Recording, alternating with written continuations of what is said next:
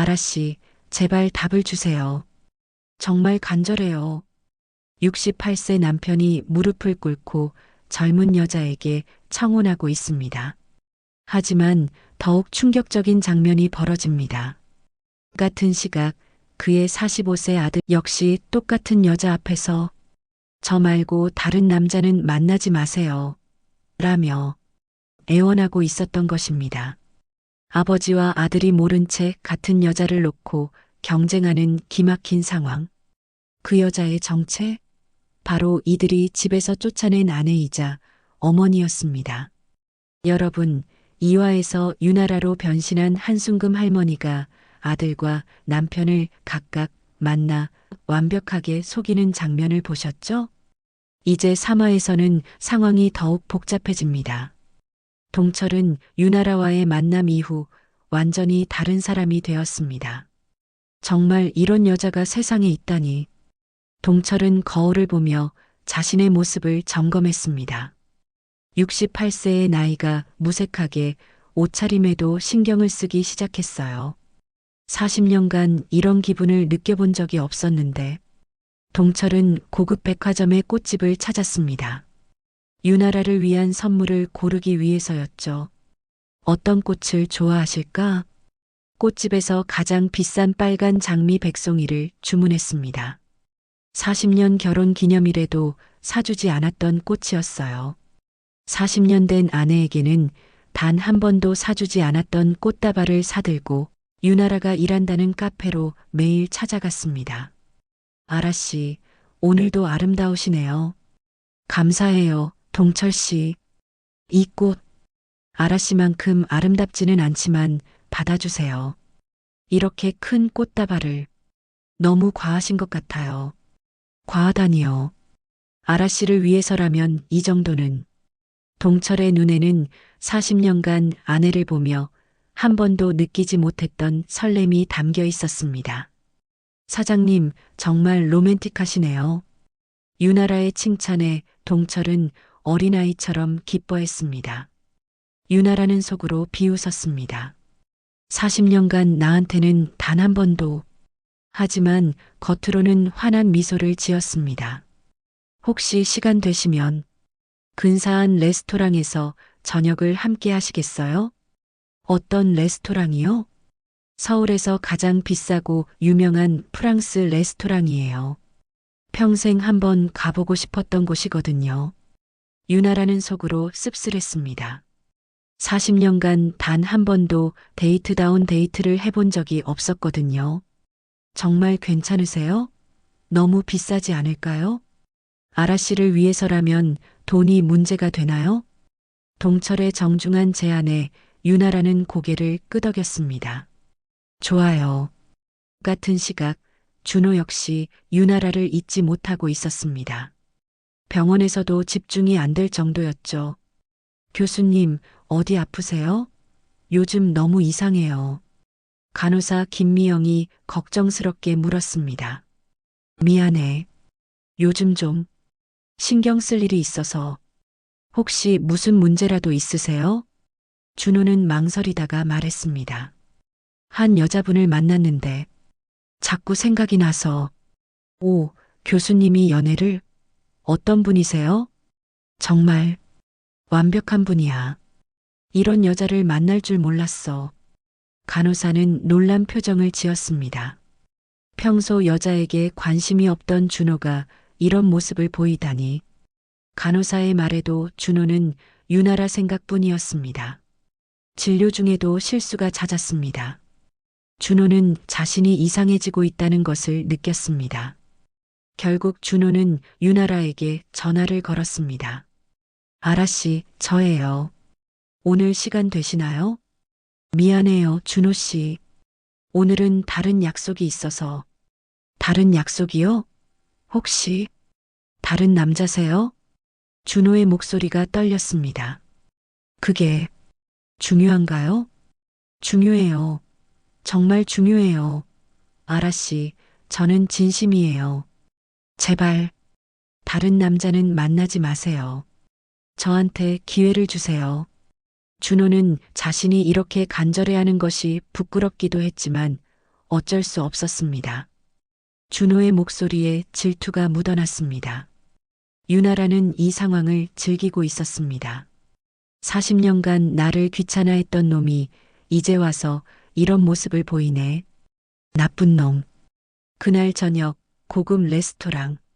동철은 최고급 와인을 준비하고 유나라를 기다리고 있었습니다. 정말 긴장되네. 동철은 손을 떨며 넥타이를 다시 메었습니다. 웨이터가 다가왔습니다. 사장님, 예약하신 테이블 준비 완료됐습니다. 정말 좋은 자리예요. 고마워. 오늘 만나는 분이 정말 특별한 분이거든. 어떤 분이시길래 이렇게 신경을 쓰시는지. 내 평생에 이런 분은 처음이야. 동철은 40년 결혼 생활에서 느끼지 못했던 떨림을 느끼고 있었습니다. 아라 씨를 위해서라면 뭐든지. 그때 레스토랑 문이 열리며 누군가 들어왔습니다. 바로 아들 준호였습니다. 준호는 유나라를 따라온 것이었는데 레스토랑에서 아버지를 발견하고 경악했습니다. 아, 아버지. 동철 역시 아들을 보고 당황했습니다. 준호야, 너 여기 왜? 아버지가 왜 여기 계시는 거예요? 그게, 너야말로 왜 여기 있냐? 부자는 서로를 바라보며 묘한 기분을 느꼈습니다. 혹시 누군가를 만나시는 건가요? 너도 누군가를 만나러 온 거냐? 순간 두 사람 모두 같은 생각이 스쳤습니다. 설마. 그 순간 유나라가 우아하게 등장했습니다. 죄송해요, 늦었나요? 유나라의 등장과 함께 레스토랑 안의 시간이 멈춘 것 같았습니다. 다른 손님들도 모두 유나라를 바라봤습니다. 그만큼 인상적인 등장이었어요. 하지만 가장 충격받은 건 부자였습니다. 아버지와 아들은 동시에 깨달았습니다. 서로가 같은 여자를 만나고 있다는 것을. 아버지, 설마 아라 씨를. 너야말로 왜 여기 있는 거냐? 이건 말이 안 돼요. 아버지는 미선 새엄마가 있으시잖아요. 그건 그거고, 이건 이거고 달라. 달라요? 어떻게 달라요? 준호의 목소리가 높아졌습니다. 주변 손님들이 부자의 다툼을 바라보기 시작했어요. 준호야, 목소리 낮춰. 여기가 어디라고. 아버지가 먼저 이상한 짓을 하시니까 그렇죠. 부자 간의 팽팽한 대립이 시작되었습니다. 유나라는 당황한 척하며 말했습니다. 이게 무슨 상황인지. 아라 씨, 제가 설명드릴게요. 이분은 제 아버지이시고. 잠깐, 준호야. 내가 설명하겠어. 아버지, 아라 씨는 제가 먼저 알았어요. 먼저 알았다고 다야? 나는 정식으로 데이트 신청했어. 유나라는 속으로 웃음이 터졌습니다. 40년간 자신을 무시했던 두 남자가 자신을 두고 싸우다니.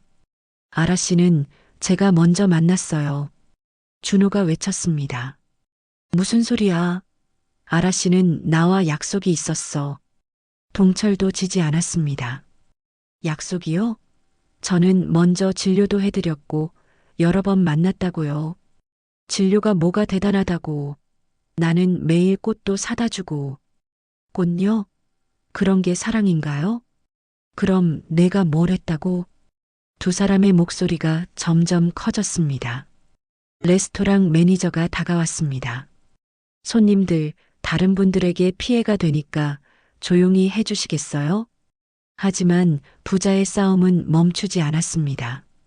두 남자가 한 여자를 두고 대립하는 모습을 보며 유나라는 속으로 쾌감을 느꼈습니다. 이제 시작이야. 40년간 나를 가족의 짐이라고 했던 놈들이 이제 서로 죽일 듯이 싸우고 있네. 유나라는 연기를 계속했습니다. 이런 상황은 처음이라서 어떻게 해야 할지 모르겠어요. 아라 씨, 걱정하지 마세요. 제가 해결할게요. 아니야, 내가 해결하겠어. 결국 부자는 주먹 다짐까지 벌일 뻔했습니다. 결국 그날 저녁은 파국으로 끝났습니다. 아버지와 아들은 서로를 원망하며 집으로 돌아갔고 유나라는 혼자 미소를 지었습니다.